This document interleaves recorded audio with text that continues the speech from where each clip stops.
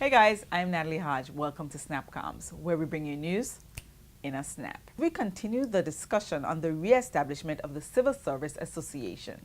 Joining me on today's program is Mr. Theodore James and Mrs. Geraldine Ritter-Freeman, members of the Public Service Committee. Okay, so what else can you tell me about the association? What can we expect, hopefully, coming out of the re-establishment? What can public officers look forward to? Eventually, the Civil Service Association will be reestablished if that's the end goal, and they eventually would have to be an election of executive officers, and then the elected officers, once they are appointed, they would then take it forward in terms of their mandate and their vision and whatnot. One of the things that we also do, as I recall, that the Civil Service Association also does is dispute resolution. So you may have disputes, and we know we have disputes We do. between managers and employees and so forth, and the Civil Service Association serves as an intermediary to those disputes. So you may have to go to Public Service Commission, for example. Legal advice may be provided, or just general advice from persons like myself who has been around for some time. So there are benefits to that. Another benefit that's a little subtle, but I think is also great. In the past, I know the Civil Service Association has also aligned themselves with public partnerships. And we've been able to get discounts, for example, at Delta and those kind of things. Or I think we were at a stage where we were discussing discounts with Nagico for insurance and those kind of things. So we cannot underestimate the power of the public service as a whole, as a unified body. There's so many things that we can do together that we cannot do apart. Right. So we're asking persons who may have some concerns and issues within the government of the Virgin Islands for public officers to try to get on board for the reestablishment of the Civil Service Association, so that we can come together as one voice and address these concerns and these issues, right? And one of the ways that we can get on board is to go to our departments or ministries HR unit. They can shed more information. I know that there's a membership fee, X, Y, and Z, and it doesn't mean that if you're not paying a paying member, you don't have a voice. Right. The Public Service Association, the Civil Service Association is in place, or should be in place, for all. So what are the fees? What would the fees be used for? You mentioned earlier you may need to get legal advice or whatever. So what are the fees? So I think it's important with the education process that people understand how the Civil Service Association works in tantamount with the public service, right? It's a very separate entity.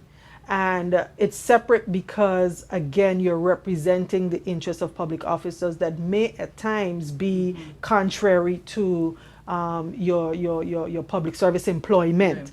So the CSA is really expected to have their own structure in place with the executive, and they also have, as you mentioned, the fee. I think it's $5 a month. So those resources are to be used to help to create that foundation and that structure and that system for the CSA to be able to function and be able to provide the support to public officers that may be needed. I don't have a list of the achievements of former Civil Service Association, but what I do know is if the CSA was represented on the various bodies that I mentioned, and a voice was loaned in those areas, I think that is critical. You can't underestimate the role that would have. Also, if there are disputes, those are not things that can be public.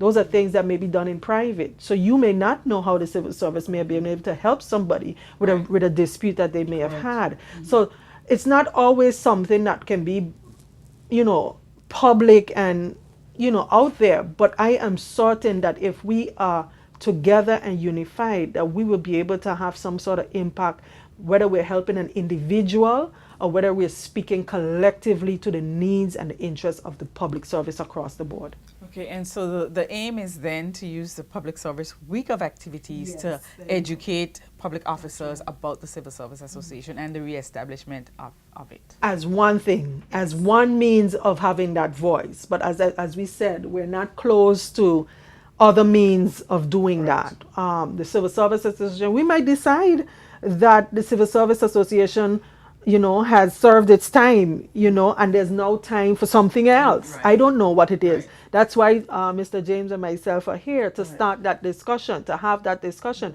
If you as a public officer have an idea or suggestion or recommendation, you should be able to come to interested, like-minded persons like myself and Mr. James and say, well, I don't think this worked. I was working somewhere else and this is what they did and this is how it was effective. And we are open to those sorts of discussions. We are interested public officers, just like you and the next person. We have no interest specifically in the Civil Service Association. We believe in the importance of a Civil Service Association, and hence we are prepared to support that, those means, but we are not cut off from other means of having that voice. The takeaway is enough of talking among ourselves. That's right. And it's time for action. We have been talking about transforming for a long time now. Before Irma, we've been talking about transforming. And one of the cores of transforming is getting up and doing something about it. It's time that we stop murmuring in the shadows and come to light about it. If something is not sitting well with you, be a voice. Even if that voice may lead to some sort of discomfort. But it's time to educate ourselves, about what's going on. It's time that we ask ourselves, am I not a resource that the government needs? That's right. Am I not valued? Of course I am. And if I am, then I should have a say.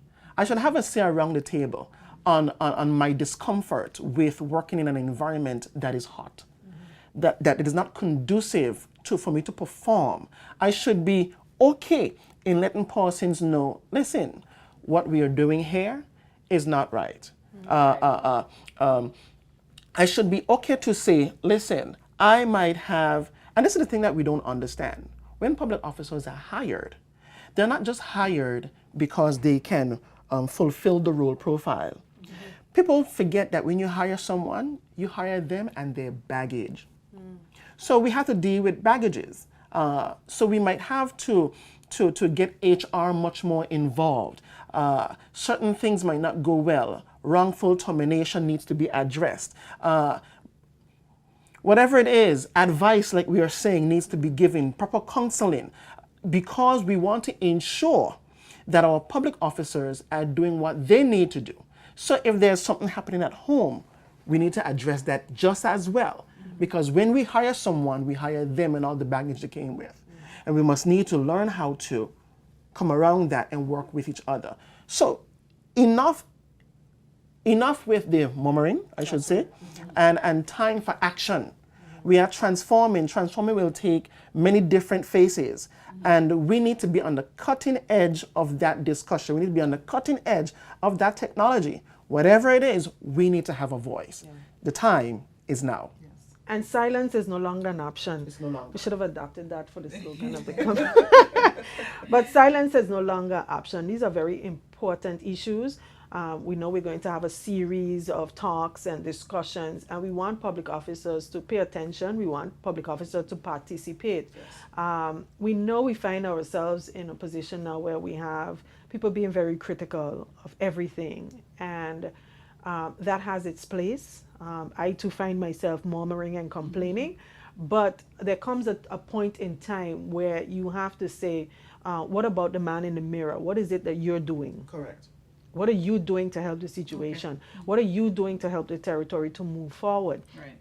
And this is by no means a move to tear down or pull down or to attack, but a move for us to come together and put together our collective thoughts, our ideas, our suggestions. And we just want to say we are here. We've been here.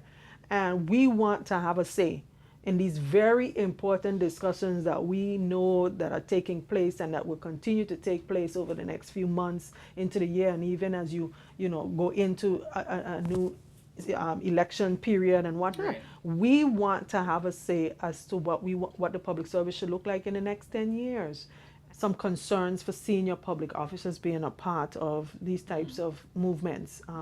There's some issues with conflict of interest and so forth. But I am prepared to have a new discussion about those concerns. I am really prepared about having a new discussion. Mr. James mentioned general orders, and we know about those things that have been around forever. And we're saying, let's have a fresh look at these things that seemingly stymied us in the past and kept us quiet. And we're saying, I am here, Mr. James are here. We have about 20 other public officers who have said we are willing to do what is necessary to make sure that public officers are heard during this very critical time, the recovery of the territory. And so, and most of whom are senior public officers. And we are saying, let's stand together, let's make a difference, let's have an impact. And we are going to be hearing more from us in that regard. All right. Thank you so much, Mr. James and Ms. Ritter-Freeman, for joining us on today's program to explain and talk to us about the education campaign that we can look forward to in terms of the reestablishment of the Civil Service Association. Thank you both. Thank you. Thank you. Well, guys, there you have it. I am Natalie Hodge, signing off. Be sure to tune in for your daily feed of SnapComms, where we bring you news in a snap. Subscribe to our YouTube channel, Twitter, and Facebook at BVI Government and Instagram at GIS-BVI. SnapComms is brought to you by the Disaster Recovery Coordinating Committee, Government of the Virgin Islands.